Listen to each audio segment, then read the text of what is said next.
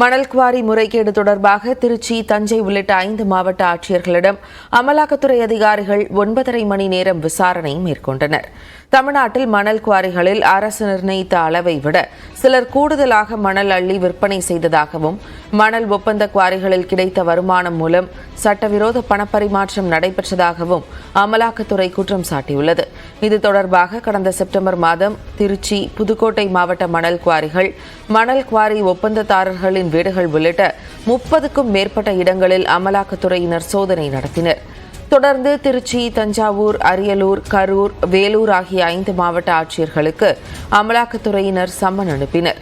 அதன் அடிப்படையில் திருச்சி ஆட்சியர் பிரதீப் குமார், தஞ்சாவூர் ஆட்சியர் தீபக் ஜேக்கப், அரியலூர் ஆட்சியர் ஆனி மேரி ஸ்வர்ணா, கரூர் ஆட்சியர் தங்கவேல், வேலூர் ஆட்சியர் சுப்புலட்சுமி ஆகியோர் சென்னை சாஸ்திரி பவனில் உள்ள அமலாக்கத்துறை தலைமை அலுவலகத்தில் ஆஜராகினர். ஆனால் விசாரணை அதிகாரி நுங்கம்பாக்கம் குஷ்குமார் சாலையில் உள்ள அமலாக்கத்துறை அலுவலகத்தில் இருப்பது தெரிய வந்ததால் 5 மாவட்ட ஆட்சியர்களும் அந்த அலுவலகத்திற்கு சென்றனர்.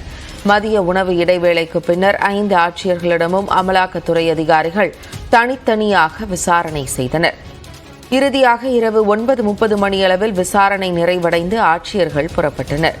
விசாரணையில் பல முக்கிய தகவல்கள் கிடைத்ததாக அமலாக்கத்துறை தரப்பில் தெரிவிக்கப்பட்டது. செய்திகளை தொடர்ந்து பார்க்கலாம் இடைவேளைக்கு பிறகு.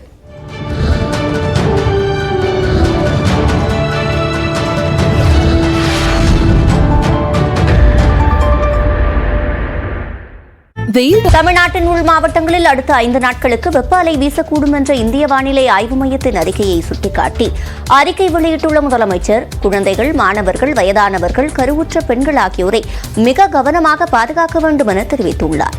இந்நேரத்தில் அதிக அளவு நீரை எடுத்துக் கொள்ள வேண்டும் எனவும், தேவைப்பட்டால் மட்டுமே வெளியே செல்ல வேண்டும் என்றும் கேட்டுக் கொண்டுள்ளார். மேலும் வெப்பத்தின் தாக்கத்தை எதிர்கொள்ள அரசு சார்பில் பல்வேறு நடவடிக்கைகளும் மேற்கொள்ளப்பட்டுள்ளதாக தெரிவித்துள்ளார்.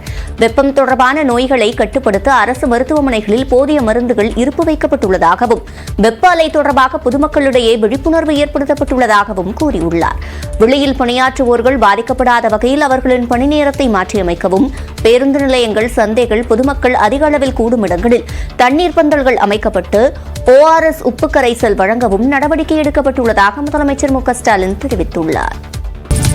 சுட்டெரிக்கும் கோடை வெயில் காரணமாக தமிழ்நாட்டில் பள்ளிகள் திறப்பு தள்ளிப்போகலாம் என்று தகவல் வெளியாகியுள்ளது.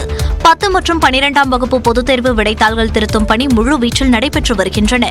வரும் 6ஆம் தேதி 12ஆம் வகுப்பு தேர்வு முடிவும், மே 10ஆம் தேதி 10ஆம் வகுப்பு தேர்வு முடிவும் வெளியிடப்பட உள்ளன.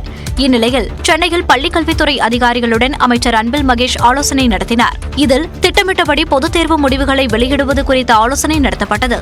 மேலும் கோடை வெயில் தாக்கம் காரணமாக பள்ளிகள் திறப்பு தேதியை ஒத்திவைப்பது குறித்தும் ஆலோசனை நடத்தப்பட்டது.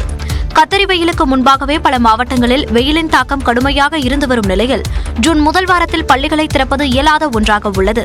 எனவே ஜூன் 10ஆம் தேதிக்கு பின்னர் பள்ளிகளை திறக்கலாமா அல்லது முதலில் 9 முதல் 12ஆம் வகுப்பு வரை பள்ளிகளை திறந்துவிட்டு அதற்கு பின்னர் 1 முதல் 8ஆம் வகுப்பு வரை பள்ளிகளை திறக்கலாமா என்பது குறித்து இந்த கூட்டத்தில் ஆலோசிக்கப்பட்டதாக தெரிகிறது. வழக்கமாக ஜூன் முதல் வாரத்தில் பள்ளிகள் திறக்கப்படும் நிலையில் இந்த ஆண்டு கோடை வெயிலின் தாக்கம் காரணமாக ஜூன் 2ஆம் வாரத்தில் பள்ளிகளை திறக்க பள்ளிக் கல்வித்துறை திட்டமிட்டுள்ளதாகவும் தகவல் வெளியாகியுள்ளன. தமிழ்நாட்டில் மின் தட்டுப்பாடு ஏற்படுவதற்கு வாய்ப்பு இல்லை என்று தலைமை பொறியாளர் பிரீட்டா பத்மினி கூறியுள்ளார். மாநிலம் முழுவதும் கடந்த சில நாட்களாக கோடை வெயில் வாட்டி வதைத்து வரும் நிலையில் மின்சார பயன்பாடு நாளுக்கு நாள் அதிகரித்து வருகிறது. அவ்வப்போது மின்வெட்டு ஏற்படும் நிலையில் இதுகுறித்து நியூஸ் 18 தமிழ்நாட்டிற்கு மின்சார வாரிய தலைமை பொறியாளர் பிரீட்டா பத்மினி விளக்கம் தந்தார். கடந்த 18 நாட்களில் தமிழ்நாட்டில் மின் தேவை அதிகரித்துள்ளதாகவும், அதே சமயம் அடுத்த 20 முதல் 25 நாட்களுக்கு தேவையான நிலக்கரி இருப்பு உள்ளதாகவும் அவர் கூறினார். அதுல இன்னும் வள்ளூர்ல ஒரு யூனிட் மேஜர் ஓவரால்ல இருக்கு. அதுல ஒரு 356 மெகாவாட் அது வரணும். அது போக NLCயோட இதுல ஒரு யூனிட் அவுட்டேஜஸ் இருக்கு. ஸோ அது ஒரு 350 மெகாவாட் அவுட்டேஜ் இருக்கு. சென்னை டிமாண்ட் இன்னும் வர ஆரம்பிக்கல, இப்பதான் வர ஆரம்பிச்சிருக்கு. இப்போ 4335 நேத்திக்கு வந்திருக்கு. இன்னும் அது கூட தான் செய்யும். இப்போ எப்படியும் 48 வரும்னு நினைக்கிறேன்.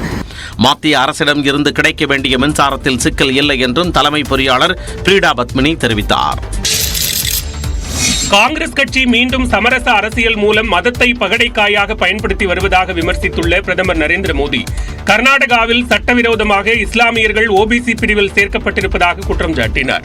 மத்திய பிரதேச மாநிலம் மொரினாவில் நடைபெற்ற பாஜக பொதுக்கூட்டத்தில் பிரதமர் மோடி பங்கேற்று உரையாற்றினார். அப்போது பேசிய அவர் அம்பேத்கர் மத ரீதியிலான இடஒதுக்கீட்டிற்கு எதிர்ப்பு தெரிவித்ததாக குறிப்பிட்டார். ஆனால் புறவாசல் வழியாக மத ரீதியான இடஒதுக்கீட்டை வழங்கிய காங்கிரஸ் அம்பேத்கரின் முதுகில் குத்தியதாக சாடினார்.